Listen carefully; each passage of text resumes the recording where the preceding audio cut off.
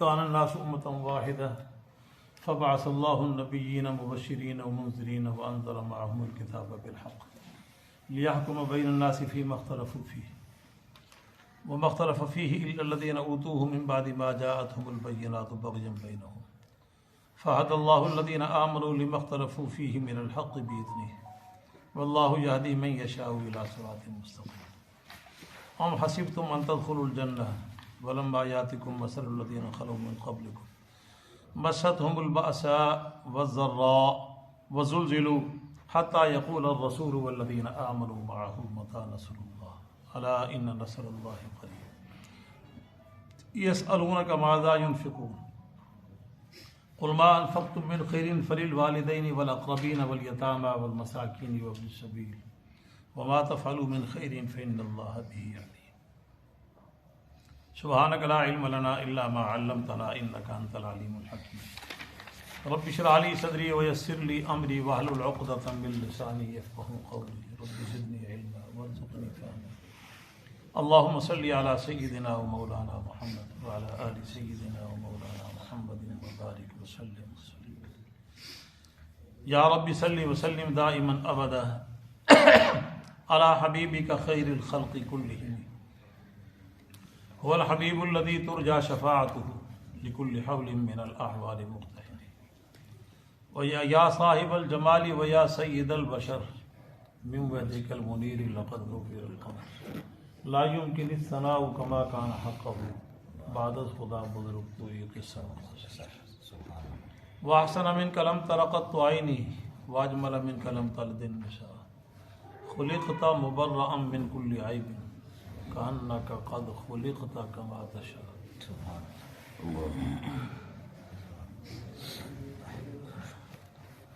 ما إن مدحت محمدا بمقالتي ولكن مدحت مقالتي بمحمد ہزار بار وشویم تہن بمشک و گلاب ہنوز نام تو گفتن کمال بھی و پندار سعدی کے راہ صفا تمام رفت جز برف مصطفیٰ خدایا بحق کے بنی فاطمہ کے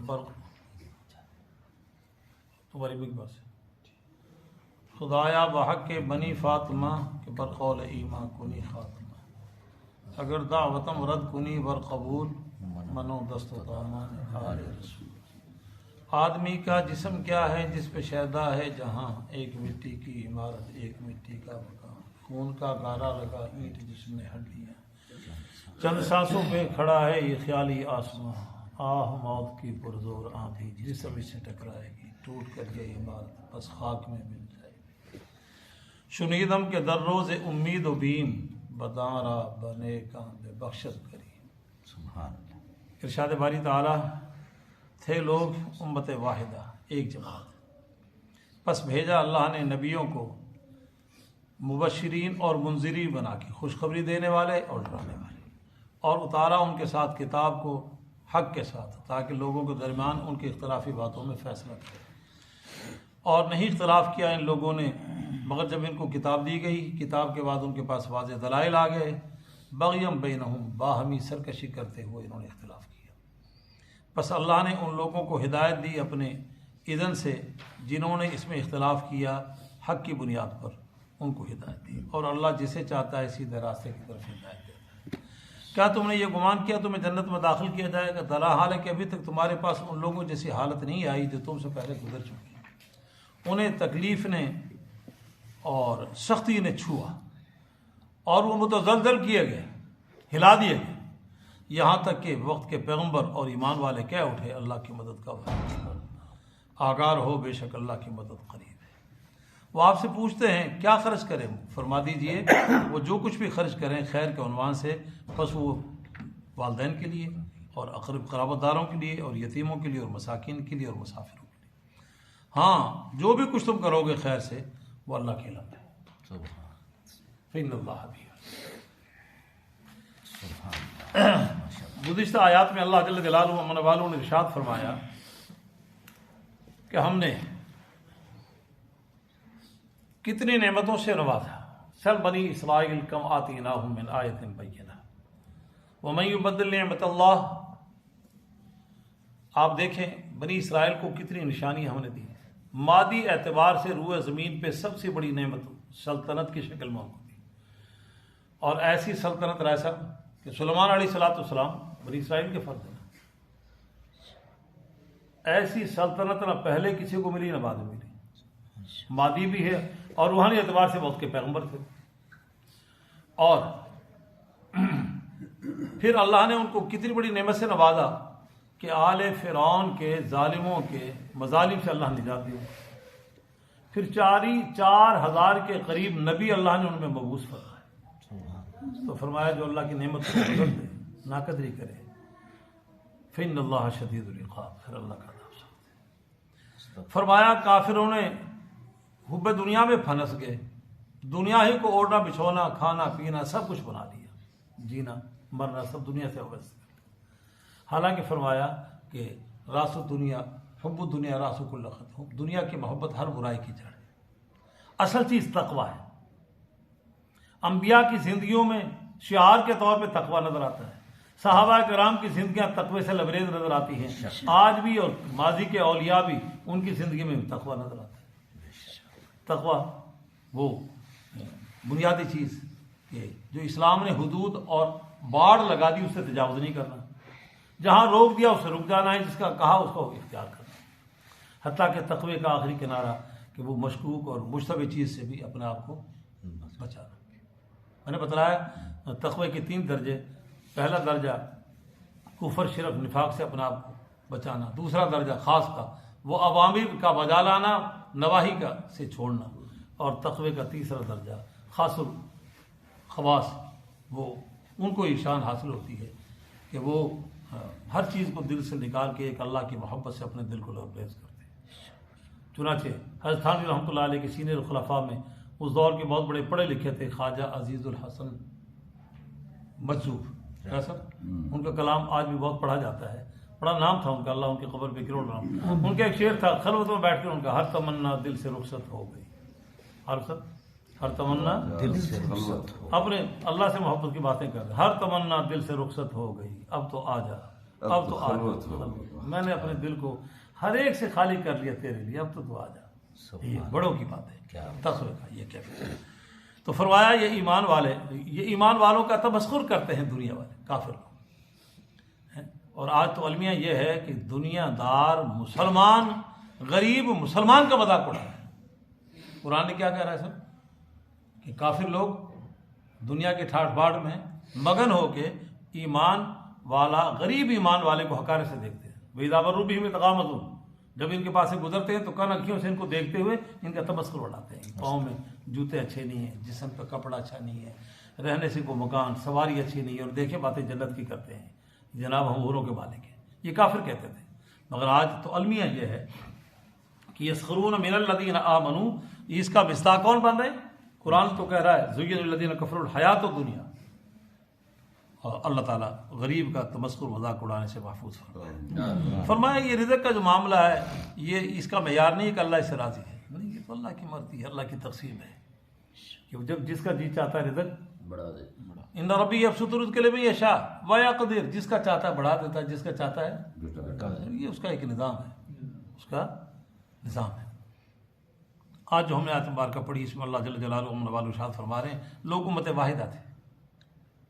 امت واحدہ کہتے ہیں ایک ایسی جماعت جس کا نظریہ ایک ہو، اس کو امت واحدہ کہتے ہیں. اگر حق پہ ہیں تو وہ بھی ایک جماعت ہے، اگر باطل پہ ہیں تو وہ بھی ایسا. امت واحدہ ایک جماعت جس کا نظریہ ایک ہو، اور وہ اہل حق بھی ہیں اہل باطل بھی ہیں. اور رائے صاحب اس پہ مفسر حضرات نے 2-3 توجیحات کی ہیں امت واحدہ سے کون سی مراد ہے یہاں.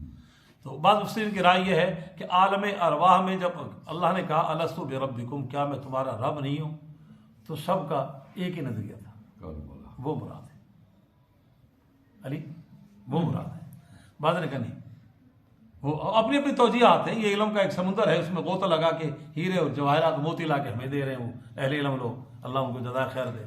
فرماتے اس امت واحدہ سے یہ امت مراد ہے کہ آدم علیہ السلام کو جب اللہ نے خلیفہ بنایا اور پھر آگے توارث و تناسل کا سلسلہ چلا، آپ کی اولاد ہوئی، تو یہ ایک ہی زمان تھی، کوئی اختلاف نہیں تھا. اور یہ زمانہ کون سا ہے؟ ادریس علیہ السلام تھا، کوئی اختلاف نہیں تھا.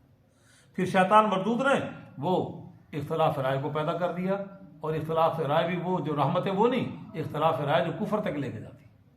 پھر وہاں سے آگے بت پرستی اور چلا، پھر معاشرہ اتنا بگڑا، اتنا بگڑا، اتنا بڑا، بتوں کی اتنا پوجا شروع ہو گئی۔ نوح علیہ السلام کا زمانہ آیا تو بت پرستی بام عروج پہ پہنچ گئی، حتیٰ کہ نوح علیہ السلام کی انہوں نے نبوت کا انکار کر دیا۔ اور پھر آپ کا جو تبلیغ کا دورانیہ 950 سال، کتنا لمبا وقت، اس میں کتنے چند نفوس نے 80-82 نے، حتیٰ کہ آپ کا بیٹا اس نے آپ کی بات پر لبیک نہیں کہا۔ نوح علیہ السلام کی اہلیہ اس نے بھی آپ کی بات پر لبیک نہیں کہا۔ پھر وہ طوفان نوح آیا تو پھر ساری انسانیت اس کی زد میں آئی، صرف یہ پاکیزہ نفوس ایمان والے بچے، وہ بھی پھر امت واحدہ ہو۔ پھر اس کے بعد امت واحد ہو، سب ایک نظریے کے حامل ہو گئے۔ بعض کہتے ہیں کہ یہ مراد ہے، اور بعض کا موقف یہ رہا کہ جو ابراہیم اور اسماعیل علیہ السلام کا زمانہ ہے، انہوں نے روئے زمین پہ ایسا توحید کو پیش کیا کہ ساری امت واحدہ تھی۔ 1500 سال تک کفر اپنا وجود کھو بیٹھا تھا عرب کی سرزمین پہ، جہاں اصل میں قرآن نازل ہوا۔ سارا جزیرۃ العرب وہ توحید کے نظریے کے حامل تھے 1500 سال تک۔ پھر ایک بدبخت مکے کا عمر بن الحیہ، یہ باہر کی دنیا میں گیا، اس نے بت پرستی کو دیکھا اور یہ خبیث اس سے اتنا مانوس ہوا، اس نے لا کے یہ نظریہ یہاں پہ دیا، تو چلتے 450 سال میں پھر دوبارہ بت پرستی کو اتنا عروج ملا، معاذ اللہ، یہاں تک نوبت پہنچی کہ بیت اللہ کے گھر میں 360 بت رکھ دی۔ اللہ کے گھر کس کا؟ اللہ کے گھر میں رکھ دیا۔ یہ تو بھائی پھر نبی علیہ السلام نے نبوت کا جب اعلان فرمایا، پھر آپ نے جب کی تو محنت، تو پھر یہ اتنی محنت کہ جزیرۃ العرب وہ بیت اللہ کو بھی بتوں سے پاک کر دیا، جزیرۃ العرب بھی ایک حد تک اللہ کی توحید کا ڈنکا بچا، امت واحدہ۔ پر یہ مختلف قول ہے، تاہم رہسب زیادہ راجع قول جو وہ یہ ہے کہ آدم علیہ السلام سے لے کے ادریس علیہ السلام کا زمانہ یہ امت واحد، اس میں وہ انسان اپنی فطرت پہ چل رہا تھا۔ آدم علیہ السلام جو آگے تعلیمات دی اور ادریس علیہ السلام یہ تو فرمایا۔ پھر ہوا کیا؟ پھر جب بگاڑ آیا تو پھر اللہ نے نبیوں کو بھیجا، نبیین جمع ہے، انبیاء کو بھیجا۔ انبیاء کے ذمہ 2 کام لگائے، مبشرین و منذرین۔ وہ جنت کی بشارت دے رہے ہیں، اللہ کی توحید کو مان لو، اور ہم اللہ کے فرستادہ بھیجے ہوئے پیغمبر ہیں، ہماری تعلیمات کو مان لو، نتیجہ کیا نکلے گا؟ تمہیں جنت کی شکل میں بشارت دی جائے گی۔ اگر اللہ کی توحید کو نہ مانو گے اور ہمیں جو اللہ نے نظام دیا ہے وہ شریعت یہ نظام ہے، اس کو نہ مانو گے، انکار کرو گے، تو پھر کیا ہوگا؟ جہنم، منذرین، جہنم سے ڈرایا۔ اور فرمایا یہ سورۃ الانبیاء میں موجود ہے، ان ھذہ امتکم امۃ واحدہ، تم سب ایک امت ہو، وانا ربکم، میں تمہارا رب ہوں، فاعبدون، میری عبادت کرو۔ تم سب ایک امت، میں تمہارا رب، میری عبادت کرو بس۔ اور حدیث میں ایک لفظ ملتا ہے، معراج کی رات میرا سب امام الانبیاء کی جب ملاقات ہوئی جملہ انبیاء سے، تو امام الانبیاء نے نبیوں سے سوال کیا، تمہیں اللہ نے کیوں مبعوث کیا تھا؟ کیا مقصد تھا؟ کیوں بھیجا تمہیں نبی بنا کے؟ تو سب نے ایک ہی جواب دیا کہ اللہ نے اپنی توحید کو متعارف کرانے کے لیے ہمیں بھیجا۔ کس لیے بھیجا؟ ان ھذہ امت واحدہ کیا ہے؟ اللہ کو ایک مانو، وہی حاجت روا، وہی مشکل کشا، اور وہی نفع نقصان کا مالک، وہی موت و حیات کا مالک، اور وہی ساری کائنات اس کے قبضے میں، اس کی اکیلے کی پوجا۔ اور انبیاء اس کی نمائندگی کر رہے ہیں، وہ بتلا رہے ہیں کہ اللہ کا حکم کیا ہے، لمحہ۔ اور پھر فرمایا کہ اللہ نے نبیوں کو بھیجا تو یہ 2 ذمے ان کے کام لگائے، مبشرین منذرین، بشارت دے رہے اور ڈرا رہے۔ اور پھر اللہ نے وَمَنْ ذَرَ مَعَهُمُ الْكِتَابَ بِالْحَقِّ، اللہ نے ان پہ کتابیں اتاری ٹھیک۔ چنانچہ امام شافعی رحمۃ اللہ علیہ کا قول ہے کہ اللہ نے 104 کتابیں نازل فرمائی۔ ایسا کتنی؟ 104 مشہور کتابیں ہیں، توریت، انجیل، زبور، قرآن پاک، اور 100 کو صحیفے کہہ لیں، چھوٹی چھوٹی کتاب۔ اور آگے فرمایا کہ نبیوں کو دوام نہیں ہوتا، ایسا آپ کی دلائل کی دنیا کے اعتبار سے جملہ کہ انبیاء کو دوام نہیں ہے، تو پھر نظام کیسے چلے گا؟ تو اللہ نے کتاب کو اتارا اس لیے کہ نبی کے جانے کے بعد، نبی کے آنے کا مقصد بھی یہی ہے کہ نبی علیہ ایک فرقہ نہیں ہے، نبی کو علیحدہ علیحدہ فرقے نہیں ہیں، نہیں. جب اختلاف آئے تو پھر نبی آ کے بتلا رہا ہے. یہ نبی کی آمد سے پہلے اپنے مسائل کو کیسے حل کرے، اللہ نے کتاب دے دیا، اس کے ذریعے اپنے سارے فیصلے اس لیے کر لو. اور قرآن کے نزول کا مقصد بھی یہ بتلایا، لِتَحْكُمَ بَيْنَ النَّاسِ بِمَا أَرَاكَ اللَّهُ، تاکہ لوگوں کے درمیان آپ فیصلہ کریں بِمَا أَرَاكَ اللَّهُ، وہ جو ہم نے آپ کو فہم دی سمجھ دی کتاب کی شکل میں، اس کے ذریعے سے آپ لوگوں کے درمیان میں فیصلہ کریں. اور جب سے مسلمانوں نے قرآن کو خالص ماننا چھوڑ دیا، نتیجہ کیا، خود ساختہ نظام کے تحت پوری دنیا غول ہے، وہ بھی اپنے نظام اپنا بنا کے فیصلے کر رہے ہیں، ہم بھی اپنا نظام خود ساختہ اپنے فیصلے کر رہے ہیں، نتیجہ اس کی بربادی ہے، رحمت ہے ہی نہیں. تو فرمایا کہ جب نبی کا نہیں ہوگا تو کتاب نبی پہ جو نازل ان کے پاس ہوگی تو انسان کے درمیان اختلاف ہوگا. لِيَحْكُمَ بَيْنَ النَّاسِ فِيمَا اخْتَلَفُوا فِيهِ، اپنی اختلافی باتوں میں یہ فیصلہ کر لیں اس کتاب کے ذریعے سے جو نبی پہ اتری. اور اسی کا تسلسل ہے اللہ نے قرآن کو کہا لِتَحْكُمَ بَيْنَ النَّاسِ بِمَا أَرَاكَ اللَّهُ، جو اللہ نے آپ کو سجھایا ہے، جو بتلایا ہے اس کتاب میں، اس کے ذریعے سے آپ لوگوں کے درمیان فیصلہ کریں. اب چونکہ نبیوں کو دوام نہیں ہے تو کل نفس ذائقۃ الموت، ہر نفس نے موت کا ذائقہ چکھنا ہے. امام الانبیاء بھی اپنے وقت پہ اللہ کے ضابطے کے تحت دنیا سے چلے گئے. اب ہمارے فیصلے کس کے ذریعے ہوں گے؟ لِيَحْكُمَ بَيْنَ النَّاسِ، اس کتاب کے ذریعے. وَمَا اخْتَلَفَ فِيهِ، اب یہ اختلاف کی نوبت کیوں آئی؟ ایسا سوال ہی پیدا ہوتا ہے، اختلاف ہوا کیوں؟ اختلاف نہیں ہونا چاہیے. وَمَا اخْتَلَفَ فِيهِ إِلَّا الَّذِينَ أُوتُوهُ مِن بَعْدِ مَا، اختلاف ان کے درمیان میں ہوا جن کو کتاب دی گئی، مَا جَاءَتْهُمُ الْبَيِّنَاتُ، واضح تعلیم آ گئی. اب بھی قرآن واضح موجود ہے پھر بھی اختلاف ہو رہا ہے. یہ کیوں ہوا؟ فرمایا بغیم بینہم، باہمی سرکشی کی وجہ سے. جہاں حسد آئے، یہ امام الانبیاء جب تشریف لائے، اہل کتاب یوں پہچانتے تھے آپ کو جس طرح اندھیرے میں لاکھوں کی تعداد میں انسان ہو تو بندہ اپنے بچے کو پہچانتا. الذین آتیناہم الکتاب یعرفونہ کما یعرفون ابناءہم، وہ اس طرح آپ کو پہچانتے تھے جس طرح اپنے بیٹوں کو، بیٹے کے پہچانے میں مغالطہ ہوتا ہے. کتنی عجیب مثال دی اللہ نے. فرمایا اس طرح ان کو مغالطہ نہیں ہے، حسدم من عند انفسہم، ان کو حسد ہے کہ بنو اسماعیل میں کیوں آیا، بنو اسحاق میں کیوں نہیں آیا، بنو اسرائیل میں سے کیوں نہیں آیا، ان میں آتا ہم مان لیتے. چنانچہ حدیث میں آتا ہے کہ یہ وہ حسد، کینہ، بغض، حب جا، حب مال، یہ چیزیں رکاوٹ بنتی ہے. بغیم بینہم، سرکشی اس وجہ سے آتی ہے، وگرنہ پتہ ہوتا ہے حق کیا ہے، پتہ ہے. آج بھی جو باطل فرقے ہیں ان کو پتہ ہے رکاوٹ حسد ہے. چنانچہ حدیث میں موجود ہے کہ ایسے تھے روم بادشاہ، روم کا جو بادشاہ تھا اس زمانے میں، اس نے کہا تھا اپنی مجلس میں کہ امام الانبیاء بالکل برحق نبی ہے، جو آسمانی کتابوں میں نشانی ہے ساری آپ میں موجود ہے، مگر میں مانتا اس لیے نہیں کہ میرا اقتدار خطرے میں ہے. اگر میں نے مان لیا تو میرے اقتدار جائے گا. ابو جہل کا موقع بھی یہی کہ اقتدار ہمارا خطرے میں.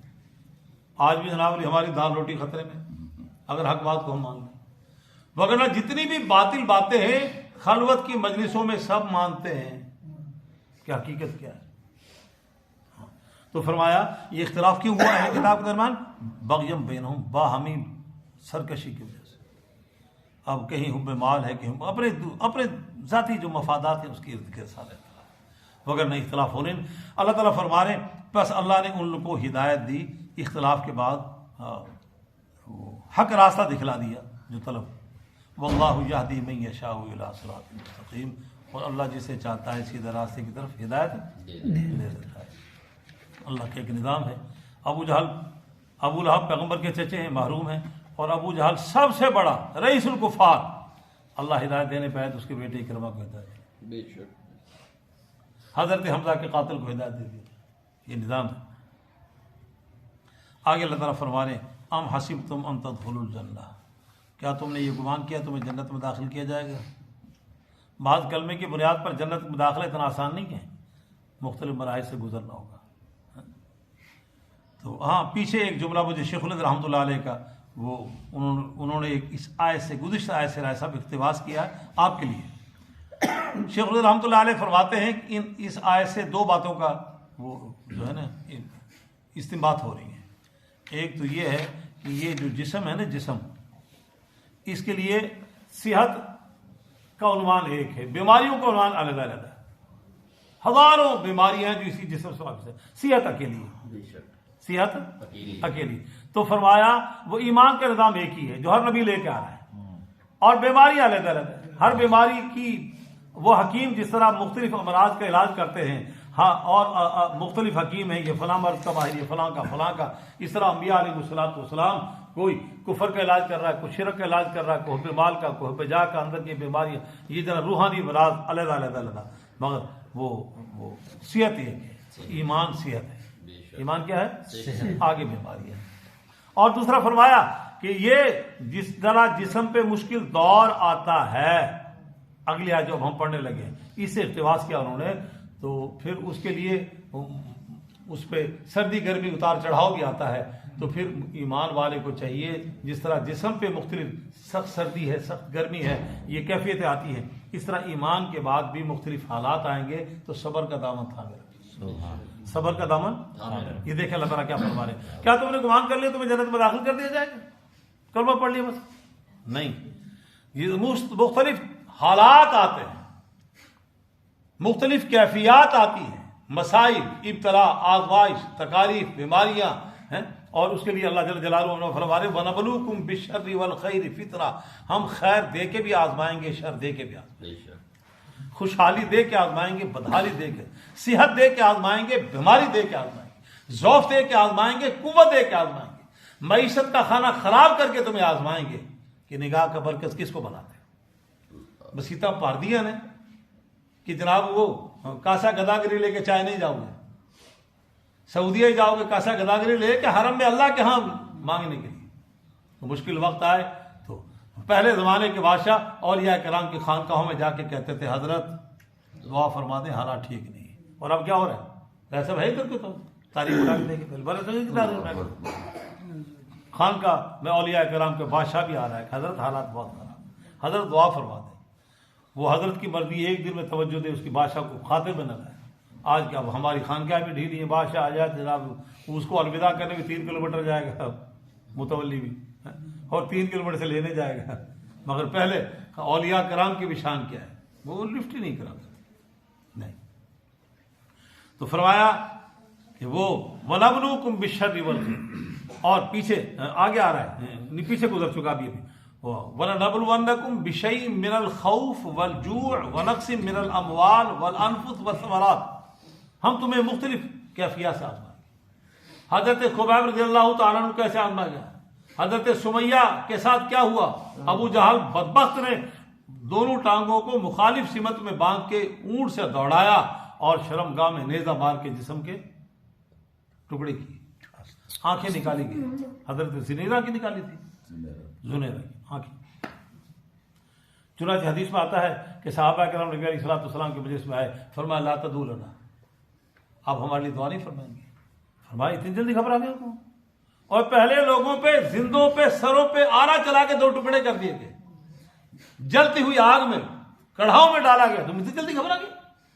پیغمبر بجائے دعا کے فرما رہے حوصلہ کرو، جب سارا کچھ برداشت کرو گے پھر وہ وقت آئے گا، صنعاء سے لے کے مکے سے صنعاء تک عورت جائے گی زیور میں لت پت، کسی کی جرت نہیں ہوگی نگاہ میلے کر کے. بھیڑیا بکریوں پہ حملہ کرتا ہے، بھیڑی کی جرت نہیں کہ جناب وہ بکری پہ حملہ کر دے. پھر امن کا دور ہوگا، پھر آئے گا مشکل وقت. اور روئے زمین پہ اس مشکل سے افغانستان کے طالبان گزر رہے ہیں، ساری دنیا اپنے اور بگانے. علی کیا کہہ رہا ہوں میں، اپنے اور کسی اسلامی ریاست نے ان کو مانا ہے، سفارت تعلقات کی کتنے مشکلات دور سے گزر رہے ہیں وہ. اور پھر جناب خواتین کی تعلیم، فلاں تعلیم، فلاں تعلیم، فلاں فلاں، اس عنوان سے انہوں نے کہا غیر ملکی انجیز عورتیں یہاں پہ آئی ہیں، ہمیں نہیں پتا کون، ان کے لیے ہم یونیفارم ترتیب دے رہے، پھر ان کو کام کرنے دیں گے. کیا ظلم کیا انہوں نے؟ اقوام متحدہ کے چارٹر میں لکھا ہوا ہے، ایسا میں غلط تو نہیں کہہ رہا کہ کوئی بھی ریاست اپنے لیے جو چاہے قانون بنائے. ہندو اپنے بتوں کو فروغ دے رہے ہیں، کوئی روکتا انہیں؟ تم مادر جان، تم جناب وہاں پہ ہم جنس پرستی کر رہے ہو، کو تمہیں روکتا؟ قوم لوط کا تم کردار ادا کر رہے ہو، کو تمہیں روکتا؟ تمہارا گورنر سائن کر کے دے رہا ہے اور صوبائی اسمبلیاں پاس کر رہی ہیں، جو عقل سے بھی ماورا ہے. اگر بندوں سے ملاپ کرنا ہے تو عورتیں کہاں جائیں گی؟ وہ تو اڑی ماسی گھر جان گیا، حد ہوگی. تو کوئی روکتا تمہیں؟ جو چاہے اپنے لیے جو چاہے قانون وضع کرے. اقوام متحدہ کے چارٹر میں لکھا ہوا ہے وہ اپنے لیے جو بہتر کر رہے ہیں کیوں ٹانگ اڑا رہے ہیں. ہم یہ کر دیں گے وہ کر دیں گے, کر کے تو دیکھ لیا تم نے, اور کیا کرو گے, بڑو کھو کر. پہلے تو پھوپھودا کہا سمجھ کے چلا گیا سی تو کیوں باہر آئے سی انہوں, مگر اللہ تعالیٰ اور استقامت ہے یہ ہے, یہ اللہ تعالیٰ فرما رہے. کیا تم نے یہ گمان کر لیا وَلَمَّا يَأْتِكُم مَّثَلُ الَّذِينَ خَلَوْا مِن قَبْلِكُم, ابھی تمہارے پاس وہ حالات نہیں آئے جو تم سے پہلے لوگوں پہ آئے تھے. کتنے مشکل حال. مَسَّتْهُمُ الْبَأْسَاءُ, انہیں سختی نے چھوا, وَالضَّرَّاءُ, اور تکلیف نے چھوا. باسا باہر کی تکلیف کو کہتے ہیں. باغات ویران ہو جائیں, سبزیاں ختم ہو جائیں, اور گندم کے جو حالات ہو رہے پاکستان کے یہ ہو جائیں, یہ باہر کی تکلیف. اور اندر بخار, کھانسی, فلاں بیماری, اندر کی تکالیف کا انبار لگ جائے, باہر کی تکالیف. چنانچہ حدیث میں آتا ہے کہ بسا اوقات اللہ جل جلالہ و والوں نے یہ سورہ تفسیر میں جو وَلَنَبْلُوَنَّكُم بِشَيْءٍ مِّنَ الْخَوْفِ وَالْجُوعِ وَنَقْصٍ مِّنَ الْأَمْوَالِ, تاہم ہم کمزور ہیں, ہم اس قابل نہیں, یا اللہ اس امتحان سے ہمیں محفوظ فرمانا. کیا کہا میں نے, ہم کمزور ہیں. ہاں, یہ امتحان کے مراحل ہیں, اور اگر تیری طرف سے فیصلہ ہو جائے تو پھر اے اللہ اس امتحان کے معیار کا ہمیں ایمان بھی نصیب فرما. فرمایا اللہ تعالیٰ ایک آدمی کو ایک مقام پہ پہنچانا چاہتا جنت میں, وہ اپنی نماز, روزہ, حج, زکوٰۃ, صدقات, خیرات کے ذریعے وہاں نہیں پہنچ سکا, پھر اللہ تعالیٰ اسے بیماری میں ڈال دیتا.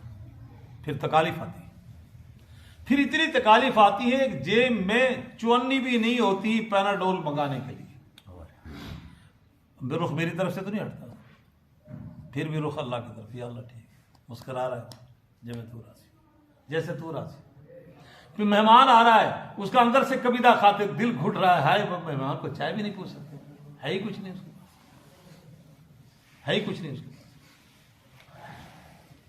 قصور کی سرزمین پہ آج سے کوئی 38 سال پہلا واقعہ ہے. میں اور میرے استاد بزرگ کے پاس ہم گئے, انہوں نے جمعہ پڑھایا, رائے صاحب جمعہ پڑھانے کے بعد ان سے ہم ملنے کے بعد انہوں نے نہ چائے کا پوچھا نہ پانی کا, اور بعد میں وہ کہنے لگے مولوی عمر صاحب میں آج اتنا شرمندہ, تمہارے استاد میرے پاس ملنے آئے, بخدا میری جیب میں 10 روپے نہیں تھے چائے کے,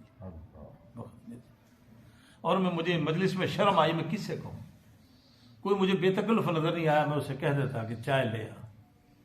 یہ حالات ہیں, یہ کیا ہیں, حالات آتے ہیں. ہاں, تو فرمایا ابھی تو تمہارے اوپر وہ حالات نہیں آئے. مَسَّتْهُمُ الْبَأْسَاءُ, تمہیں تکالیف نے چھوا, اور وَالضَّرَّاءُ, اور سختی نے, تکلیف نے, سختی نے, وَزُلْزِلُوا, اور ہلائے گئے, یہاں تک کہ چنانچہ میں نے بتلایا پھر وہ تکالیف آتی ہیں, پھر اس تکلیف کے بعد جو اس کی کیفیت ہوتی ہے انابت اللہ, پھر جب دنیا سے روح پرواز ہوتی ہے تو اللہ اس مقام پہ پہنچا دیتا ہے. اس سے ذات لکھا ہے, اور اس وہاں پہ مسلم شریف کی احادیث کا حوالہ دیا ہے. حدیث میں آتا ہے عمران ابن حسین رضی اللہ تعالیٰ, عمران ابن صحابی ہیں, 32 سال تک صاحب فراش رہے. صاحب کتنا عرصہ, 32 سال ہے. آج کو روح زمین پہ کو ماں کا لال 32 سال صاحب فراش رہے, پھر اسے اللہ کا تعلق بھی, ہم تو تیسرے دن میں اللہ کے خلاف زبان کھول دیتے, دیتا کیے معاذ اللہ, ہے کی ساڑھے کو کفریہ جملے کہتے ہیں. یہی وجہ ہے اللہ کے فرمایا کہ زمانہ آئے گا کہ لوگ صبح مسلمان ہوں گے, شام کو کافر ہوں گے, شام کو مسلمان صبح کافر ہوں گے. یہ کفریہ جملے ہم کہیں گے, ہمیں پتہ بھی نہیں ہو. ان کے پاس لوگ ملنے آتے, پوچھا حضرت 32 سال سے تھوڑا کمر میں تھا, اس کی وجہ سے چل پھر نہیں سکتی. فرمایا حضرت سمجھ میں نہیں آتا, چہرے پہ اتنا متانت, اتنا وقار, اتنا نور, اتنا سرسبز و شادابی, اور 32 سال آپ صاحب فراش ہیں. علی نہیں سمجھے, چہرے پہ اتنی تمانیت, اتنا اطمینان, اتنا وہ مسکراہٹ, حشاش, اور 32 سال. فرمانے لگے کیا مسکراہٹ کیوں نہ ہوتی, چار پائی پہ لیٹے ہوئے جنت کے نظارے دیکھ رہا. صحابی رسول, صحابی رسول. اور نظام الدین اولیاء رحمۃ اللہ علیہ کے حالات میں لکھا ہے, ان کی ایک مرید وہ اپنی بیٹی سے کہنے لگا میرا شیخ اتنا بڑا ہے, اتنا بڑا ہے, ایسا کیا. تو وہاں جناب کھانے پینے کو لنگر سادہ, بالکل فقر و فاقہ. تو بیٹی کہتی ہے کہ جناب ابو جی میں آپ کے پیر کو نہیں مانتی, تو اولیاء کرام تو تنگ دست ہوتے ہیں، اور یہ جناب علی وہ آپ کے پیر صاحب تو بڑے صحت مند ہیں، اور یہ خوشحالی ہے۔ انہوں نے بے ساختہ خلوت میں بیٹھے ہوئے کہہ دیا کہ حضرت کارچے جناب علی تھی نہیں ماندی پی، انہوں نے کیوں سمجھاؤں کیا کہتی ہے بیٹی کہ یہ کہتی ہے؟ فرمایا اچھا اتنی بات ہے کہ آپ کا چہرہ جناب اس طرح سے خوبصورت، اور یہ وہ آپ نے پنڈلی سے ایسے اٹھایا تحمد کو، فرمایا یہ دیکھو اتنی تکلیف پھوڑا تھا، فرمایا یہ برداشت کر رہا ہوں اللہ کی نعمت سمجھ کے، چہرے پہ مسکراہٹ ہے، جب میں اللہ راضی جیسے اللہ راضی، اولیاء کرام۔ تو فرمایا بزلزلوا ہلا دیے گئے بھونچال، حتیٰ کہ بتقاضا بشری وقت کے پیغمبر بھی کہہ اٹھے اللہ کی مدد کب آئے گی؟ فرمایا الا ان نصر اللہ قریب، اللہ کی مدد کیا ہے؟ قریب، آگاہ رہو، خبردار۔ آگے فرمایا یہ سلونک بعد، تو مسلمان کو اس حالت کے لیے ذہنی طور پہ، اس لیے نبی علیہ السلام فرمایا کرتے تھے ایک دن فاقہ آئے تو صبر کروں، ایک دن کھاؤں پیوں تو تیرا اللہ شکر کرے۔ ہم کھا پی کے شکر بھی نہیں کرتے، ایک دن جھٹکا لگ جائے بدحالی کا تو کفر تک چلے جاتے ہیں۔ ساڈا بھی کوئی ایمان ہے، اللہ تعالیٰ ایمان میں استقامت اور ایمان میں استحکام، ہم کہتے ہیں معیشت کا استحکام، اس سے زیادہ ضروری ہے ایمان کا استحکام، وہ اللہ میں نصیب فرمائے۔ آگے فرمایا آپ سے پوچھتے ہیں کیا خرچ کریں؟ صحابہ کرام پوچھتے ہیں، فرمایا ان سے کہہ دو خرچ کریں خیر کی نیت سے، سب سے پہلے خرچ کا حقدار ہے والدین۔ سب سے پہلے کون ہے؟ والدین۔ اور ہمارا معاشرہ کیا کہتا ہے؟ بیوی بچے، کدھر ایسا؟ سب سے پہلے والدین۔ اور اس پہ صرف حضرات نے جمیل صاحب توجہ ہو، اگر والدین فقر و فاقہ میں مبتلا ہیں تو اولاد کے ذمے فرض کا درجہ ہے، فرض زمرے میں ہے ان کی خدمت کرنا، اور اگر والدین خود خوشحال ہیں تو پھر ان کی زبانی خدمت، مٹھی چاپی کی خدمت وہ فرض کے زمرے میں، وہاں جانا، مل کے آنا، اور ان کی ضرورت کا پوچھنا کہ مجھے کوئی سودا صرف لے کے آنا ہو، کوئی پیغام دینا ہو، کوئی اور گھر میں ضرورت ہو میرے متعلقہ، تو کچھ بھی نہ ہو تو ابو جی آپ کے پاؤں کی مالش کر دوں، ابو جی آپ کی سر کی مالش کر دوں، ابو جی آپ کو دبا دوں، روز مرہ یہ ڈیوٹی ہے۔ اور اگر والدین غریب ہیں تو پھر پاکٹ کو حرکت دے، یہ فرض ہے۔ سب سے پہلے کس پہ خرچہ ہے؟ والدین۔ ترمذی شریف کی روایت کا موجود ہے، ایک صحابی نے پوچھا کہ کیا نیکی کروں؟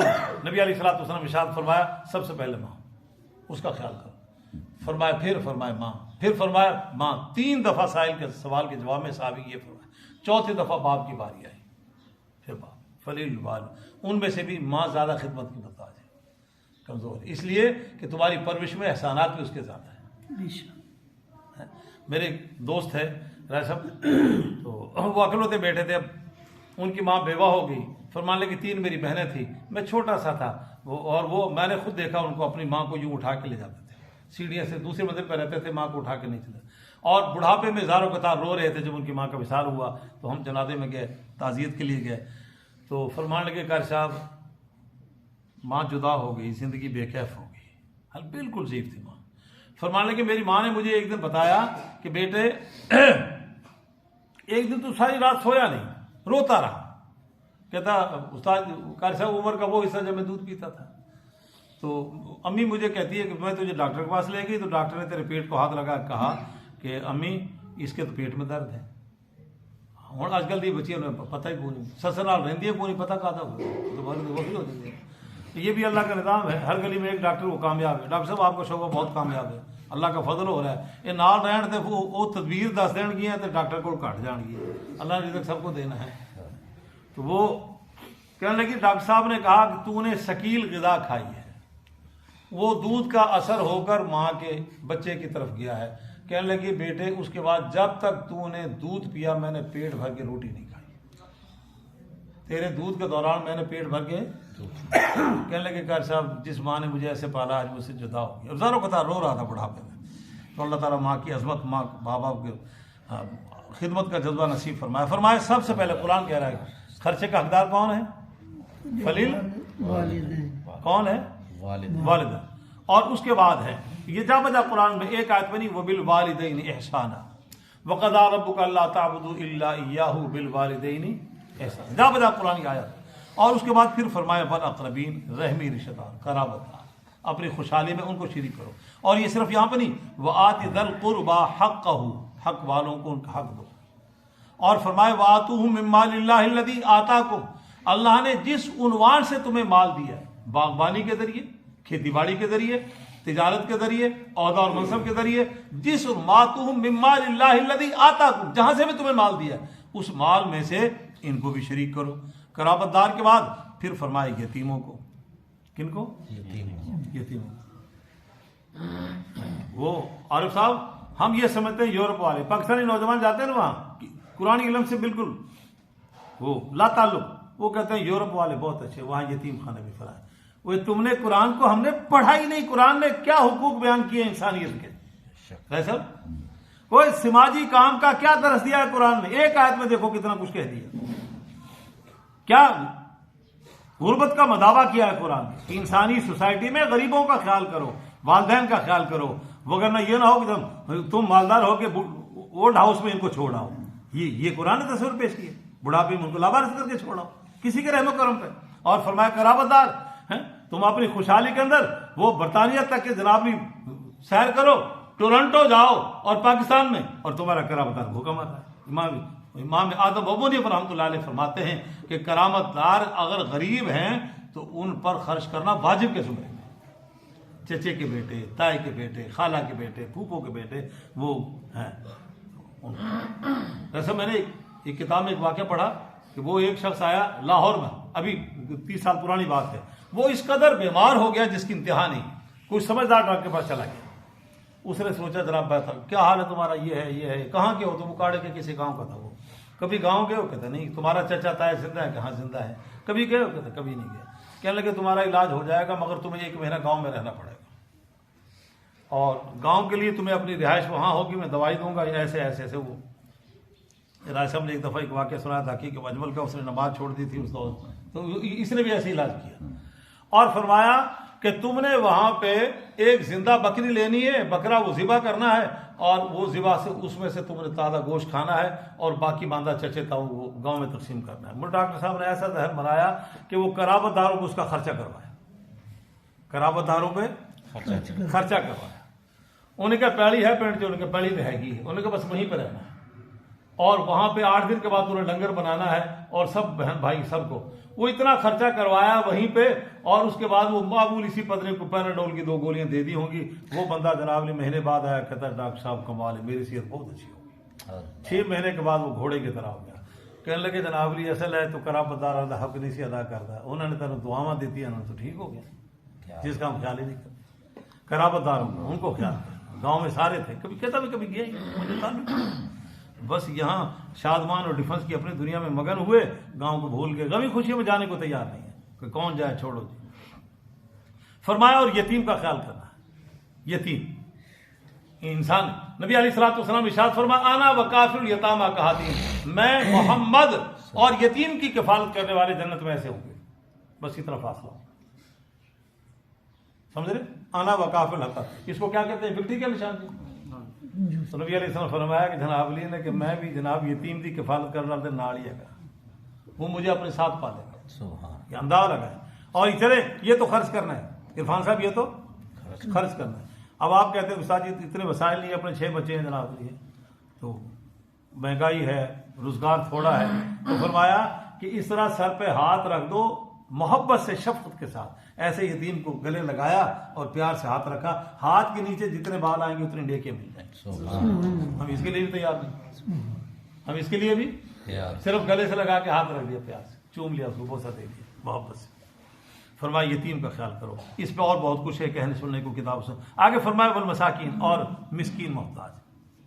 یتیم جس کا باپ کا سایہ سر سے اٹھ جائے اور گھر کے حالات بھی دیگر کو ہیں، چچا تایا کوئی نہیں سنبھالتا، خود ہر طرف غربت ہے، اس کا خیال. مسکین محتاج کو کہتے ہیں سب کچھ کرنے کے باوجود 2 وقت کھانا نہیں پورا ہوتا، محنت کرتا ہے، اہل و عیال زیادہ ہیں، اخراجات زیادہ ہیں، آمدن کم ہے، یہ مسکین محتاج ہے.